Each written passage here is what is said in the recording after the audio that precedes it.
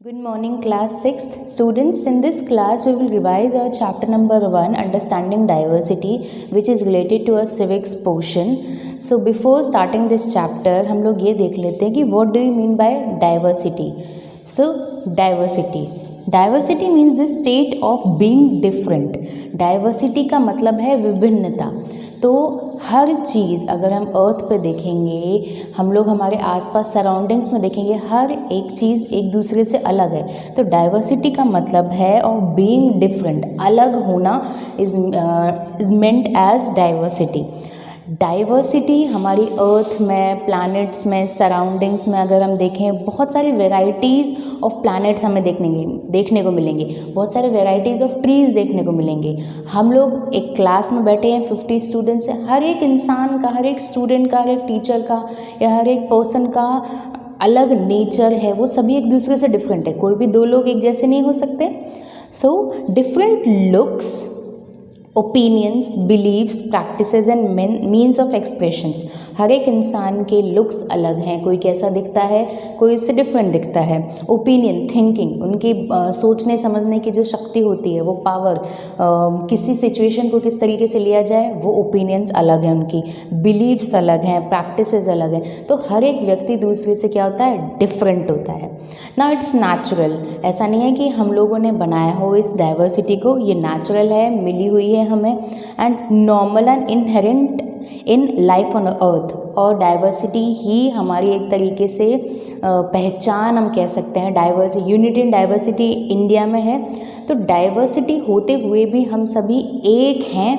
That is the motto of here diversity. Diversity natural है. Diversity का मतलब एक दूसरे से भिन्न होना, अलग होना. और ये सभी डाइवर्सिटी के एक मेजर पॉइंट्स हैं. लुक्स में हम डिफरेंट होते हैं, थिंकिंग, प्रैक्टिसेस में डिफरेंस होते हैं, सोच में डिफरेंट होते हैं, आस्था में डिफरेंस होते हैं. तो बहुत सारी यहाँ पर हमारे अंदर डिफरेंसेस हैं. तो ये तो हुआ हमारी डाइवर्सिटी का रिलेटेड फर्स्ट पैराग्राफ. ना अब हम लोग आगे के पॉइंट की तरफ बढ़ेंगे. That is a cultural diversity. India में किस तरीके की कल्चरल डाइवर्सिटी हमें देखने को मिलती है. So let's move forward. Our next topic is cultural diversity. So India एक एंशियंट सिविलाइजेशन है. इन चैप्टर 4 हम लोगों ने देखा था Indus valley civilisation. So India ऐसा नहीं आज का बसा हुआ है. भारतवर्ष या फिर हिंदुस्तान हम जिसे बोलते हैं, बहुत पुरानी सभ्यता है. सो अब जब पुरानी सभ्यता है तो ट्रेड के लिए या फिर क्लाइमेटिक कंडीशन इंडिया में बहुत अच्छा है. उस वजह से बहुत सारे लोग इंडिया में माइग्रेट हुए. माइग्रेट मीन्स एक इंसान का या फिर किसी भी एक चीज़ का एक जगह से दूसरी जगह आना. जैसे जो बर्ड्स होते हैं वो माइग्रेट करते हैं. तो इस वजह से migration, because of the migration, लोगों के इधर उधर या एक जगह से दूसरी जगह जाने की वजह से उनके ट्रेडिशंस, उनकी कल्चर, उनके लाइफस्टाइल में भी एक्सचेंज हुआ. अगर कोई अफ़गानिस्तान से इंडिया आ रहा है तो वो अपने कल्चर को, अपनी लाइफस्टाइल को भी लेके आएगा. किस तरीके से रहता है, ऐसा नहीं है कि वो अफ़गानिस्तान में छोड़ के आ जाएगा. तो वो अपने कल्चर को यहाँ आके और दूसरे लोगों को बताएगा. तो उसकी कल्चर क्या एक्सपैंड होती है. अफ़गानिस्तान से यहाँ आएगा, चाइना से कोई यहाँ आया, श्रीलंका से कोई यहाँ आया, तो वो इंसान अपने साथ अपने ट्रेडिशंस, कल्चर्स को भी लेके आता है. एग्जाम्पल हम इंडिया का ले लेते हैं कि अगर कोई इंडिया में से कोई स्टूडेंट या कोई फैमिली अगर अमेरिका जाके रहती है तो वो अपने कल्चर को साथ लेके जाएगी. वहाँ जाके भूल तो नहीं जाएगी. तो यहाँ पर ये बात हो रही है. Now the next point is tradition got intermix. जो ट्रेडिशंस होते हैं वो मिक्सअप हो जाते हैं. उसने जो अफ़गानिस्तान के कोई इंसान ने यहाँ आकर अपने कल्चर को यहाँ पर हमें इंट्रोड्यूस कराया. हम हमारे कल्चर से उनको इंट्रोड्यूस करेंगे तो क्या हो जाएगा, उनका कल्चर और हमारा कल्चर एक तरीके से इंटरमिक्स हो जाएगा. नाउ पीपल, हम लोगों ने इंट्रोडक्शन देखा. उसके बाद हम ये देखेंगे कि डिफरेंट पार्ट से, डिफरेंट वर्ल्ड से लोगों का आना जाना या फिर हम कहें माइग्रेशन होता रहता है. एंड इस वजह से आर्ट, म्यूज़िक, डांस, इन सभी का मिक्सचर होना बिल्कुल ज़रूरी है, लाजमी है, हम कह सकते हैं. जो इंडिया है, इंडिया एक सेक्युलर कंट्री है. सेक्युलर कंट्री से मतलब यहाँ सभी धर्मों की रेस्पेक्ट की जाती है. किसी भी धर्म को हायर नहीं माना जाता, लोअर नहीं माना जाता. तो यहाँ पर क्यों, बिकॉज़ यहाँ कॉन्स्टिट्यूशन है. कॉन्स्टिट्यूशन मीन्स हमारा संविधान ये कहता है कि हर एक रिलीज़न को, हर एक व्यक्ति को कोई भी रिलीज़न अपनाने का अधिकार है। अगर हिंदू चाहे तो वो अपने रिलीजन को कन्वर्ट कर सकता है, या फिर क्रिश्चियन चाहे तो वो अपने रिलीजन को कन्वर्ट कर सकता है। तो एज अ सेक्युलर कंट्री हम हर एक व्यक्ति को, हर एक इंसान को ये फ्रीडम देते हैं कि वो अपने रिलीजन के प्रति लॉयल रह सकता है, अपने रिलीजन को चेंज कर सकता है। सब हमारे कॉन्स्टिट्यूशन के अकॉर्डिंग सभी लोग बराबर हैं इंडिया में। सो इंडिया में हर फेस्टिवल मनाया जाता है। जैसे ऐसा नहीं है कि हम दिवाली मनाते हैं, हम होली नहीं, सॉरी, हम क्रिसमस डे नहीं मनाते हैं, हम लोग ईद नहीं मनाते, हम सभी फेस्टिवल्स को बहुत ही प्यार से मनाते हैं। क्रिसमस हो गया, और इंडिया में बहुत सारे रिलीजन्स भी हैं, जैसे हिंदू, मुस्लिम, सिख, क्रिश्चियंस, जैनिज़्म, सभी के सभी रिलीजन्स इंडिया में बहुत ही यूनिटी के साथ रहते हैं। वैसे तो ये डाइवर्स हैं, हर एक रिलीजन अलग है, हिंदू अलग है, मुस्लिम अलग है, पर सभी क्या करते हैं, डाइवर्सिटी के साथ रहते हुए यूनाइटेडली रहते, एक साथ रहते हैं।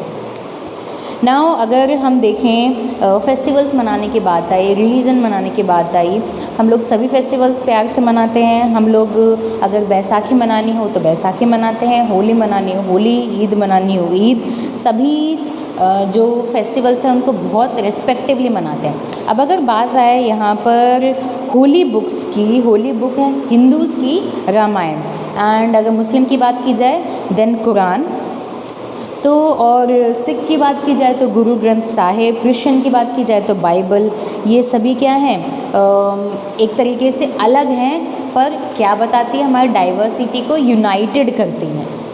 और अगर आगे बढ़ें तो इंडिया में बहुत सारे कास्ट में डिवाइडेड है इंडिया, जैसे अपर कास्ट हो गए, lower caste, ST SC OBC, फिर भी सभी अलग हैं, फिर भी सब एक हैं। यहाँ टोटल बात बताई जा रही है कि हम कल्चरली डाइवर्सिफाइड हैं, बट डाइवर्सिफाइड होने के बावजूद we are united. So now हम लोगों ने डाइवर्सिटी के पर्सपेक्टिव में इंडिया को बहुत सारे एग्जाम्पल्स के साथ देखा। कल्चरल डाइवर्सिटी जैसे फेस्टिवल्स हो गए, रिलीजन हो गया, ड्रेसेस हो गया। पंजाबी में अलग ड्रेसेस होती है, पंजाब में अलग ड्रेसेस पहनते हैं, राजस्थान में अलग ड्रेसेस पहनते हैं, पर ऐसा थोड़ी है कि वो अलग देश हो गया, हमारा अलग देश हो गया। उनके पहनावे अलग है, उनकी भाषा अलग है, उनकी बोली अलग है, पर सभी क्या है, इंडिया में रहते हैं और एकजुटता के साथ रहते हैं। सो एंड में पॉइंट ये आता है कि कल्चरली डाइवर्सिफाइड होने के बावजूद we are united. Ancient civilisation थी, माइग्रेशन हुआ, तो माइग्रेशन की वजह से ट्रेडिशन भी बदलेगा, एक्सचेंज होगा, कल्चर भी बदलेगा, लाइफस्टाइल भी बदलेगी, ट्रेडिशन मिक्सअप हो जाएगा। इंडिया सेक्युलर कंट्री है, कॉन्स्टिट्यूशन में लिखा गया है सभी बराबर है, कोई किसी भी धर्म को मान सकता है, फॉलो कर सकता है, चेंज कर सकता है, कोई पर किसी भी प्रकार का, किसी भी टाइप का प्रेशर नहीं डाला जाएगा। रिलीजन इंडिया में बहुत सारे रिलीजन हैं, फेस्टिवल्स मनाए जाते हैं, ड्रेसेस, फूड, सब कुछ अलग अलग है, पर क्या है, हम सभी यूनाइटेड हैं। That is the main motto. अब हम लोग नेक्स्ट देखेंगे कि 2 एग्जांपल्स देंगे हम लोग इंडिया के अलग अलग 2 प्लेसेस की। वो लोग अलग हैं बट किस तरीके से यूनाइटेड हैं, that we will see. So let's start.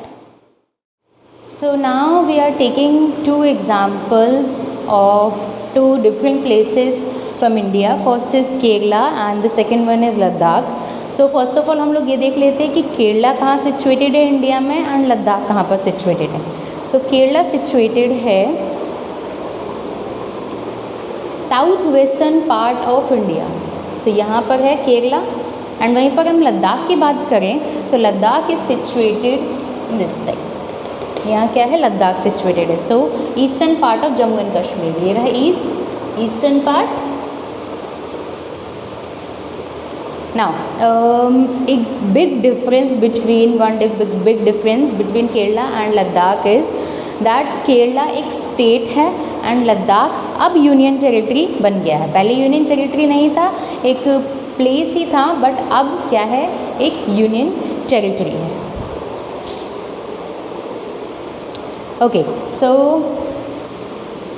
अब एक एक करके इनके इम्पॉर्टेंट फीचर्स को हम लोग देखेंगे। हम लोगों ने देख लिया केरला एक स्टेट है, लद्दाख यूनियन टेरिटरी है, केरला साउथ वेस्टर्न पार्ट में सिचुएटेड है and Ladakh is situated in the eastern part of Jammu and Kashmir. Now अगर केरला की बात करें तो केरला अपने स्पाइसेस के लिए मीन्स क्लोव्स, मिर्ची, मसालों के लिए बहुत ज़्यादा फेमस है। वहीं पर लद्दाख किस लिए फेमस है? पश्मीना नाम की एक वूल है उसके लिए फेमस है। पश्मीना शॉल बनती है। सो वो कहाँ पर बनती है? वो बनती है लद्दाख में, मतलब बनती तो है बट वो बहुत, वहाँ की जो वूल है वो बहुत ज़्यादा वर्ल्ड फेमस है। ओनम वहाँ का मेजर फेस्टिवल है। ऐसा नहीं है कि और फेस्टिवल्स मनाए नहीं जाते हैं, बट ओनम वहाँ का मेजर फेस्टिवल है। लद्दाख को लिटिल तिब्बत भी बोलते हैं बिकॉज जो तिब्बत है वो इस डायरेक्शन में है। तो किसी भी एक पर्टिकुलर बड़े एरिया को अगर कोई छोटी सी चीज़ रिफ्लेक्ट करती है, जैसे मिनी पंजाब बोलते हैं ना, कोई एक जगह हो गई, कोई एक पूरा मोहल्ला हो गया, वहाँ पे बहुत सारे पंजाबी रहते हैं, ठीक है, तो हम बोलेंगे तो मिनी पंजाब है, मीन्स पंजाब का छोटा वर्जन। वहीं पर अगर हम यहाँ बात करें तो जो लद्दाख है वो तिब्बत का छोटा रूप है। That's why Ladakh is also known as little Tibet. Now fishing net, जो केरला के लोग हैं, यहाँ पर बीच है, तो यहाँ कौन सा सी है? अरेबियन सी। अरेबियन सी के पास रहते हैं तो ऑब्वियस सी बात है वो लोग फिशिंग करेंगे, मीन्स मछलियों को पकड़ेंगे। तो जिस फिश को पकड़ने के लिए वो लोग एक जाल का यूज़ करते हैं, नेट का यूज़ करते हैं, दैट इज़ नोन एज चीना वाला। चीना वाला एक नेट का नाम है जिसकी हेल्प से वो लोग अरेबियन सी में फिशेस को पकड़ते हैं। तिब्बतियन नेशनल एपिक मीन्स ग्रंथ हम जिसे बोलते हैं, तो तिब्बत का एक राष्ट्रीय ग्रंथ है इस पर्टिकुलर एरिया का जिसका नाम है Kesar saga. So that is the important point between Kerala and Ladakh. दोनों ही अलग अलग हैं बट फिर भी डाइवर्सिफाइड होते हुए भी यूनाइटेड है क्योंकि दोनों ही इंडिया में सिचुएटेड है। Now let's move forward to our next topic which is what does diversity add to our lifes. Diversity की वजह से होता क्या है, हमारी ज़िंदगी में क्या क्या चेंजेस आ जाते हैं। सो डाइवर्सिटी हमारी ज़िंदगी को एक तरीके से एनरिच करती है। अगर डाइवर्सिटी नहीं होगी तो कोई मतलब नहीं होगा। अगर हमें रोज़ के रोज़ एक ही सब्ज़ी, एक ही रोटी मिलेगी, मतलब रोटियां तो एक ही होती हैं, मतलब एक ही तरीके की सब्ज़ी मम्मी सुबह भी बनाए वही, शाम को भी, दोपहर को भी वही, अगले दिन भी वही हमें खाने को मिले, तो क्या हो जाएंगे? हम बोर हो जाएंगे। बट अगर हमें रोज़ अलग अलग टेस्टी फूड मिले खाने को तो क्या हो जाएगी? हमारी लाइफ तो एनरिच हो जाएगी। तो डाइवर्सिटी बहुत इम्पॉर्टेंट है किसी भी जगह पर। नाउ ये क्या करती है? It adds colour and spice into our existence. हमारे ज़िंदगी में एक बहार आ जाती है, ज़िंदगी को एक प्लस पॉइंट देती है। अगर हम बोर हो जाएंगे एक चीज़ को देखते देखते, पर कोई डिफरेंट चीज़ हमको देखने को मिलती है तो हमें क्या हो जाता है? हम बहुत ज़्यादा एक्साइटेड हो जाते हैं। नाउ अगर इमेजिन कर लो हमारी एक ही टाइप की ज़िंदगी चलती रहेगी तो बोर नहीं हो जाएंगे हम लोग। सो डाइवर्सिटी की वजह से हमारी ज़िंदगी में एक तरीके से स्पाइस ऐड हो जाता है। Now we will discuss this point in detail. So let's start. Yes, so next topic is what does diversity add to our life. So हम लोगों ने ये देख लिया था कि डाइवर्सिटी की वजह से हमारी लाइफ में एक स्पाइस ऐड हो जाता है। अगर डाइवर्सिटी नहीं होगी तो बहुत बोरिंग हो जाएगी life. So the UNESCO means United Nations educational scientific and cultural organisation बहुत ही इम्पॉर्टेंट रोल प्ले करती है, क्रूशल रोल प्ले करती है to promoting cultural diversity concerns. ठीक है, तो UNESCO's universal declaration on cultural diversity was adopted by 192 member states. 192 states ने यूनिवर्सिटी की कल्चरल डाइवर्सिटी को अडॉप्ट किया हुआ है। एंड बिल्कुल ये बात सही है, बिना डाइवर्सिटी की लाइफ बहुत ही ज़्यादा बोरिंग हो जाएगी। तो diversity is very important. So now unity in diversity पे अगर हम आते हैं तो first prime minister was Jawaharlal Nehru. Jawaharlal Nehru की एक बुक थी डिस्कवरी ऑफ इंडिया।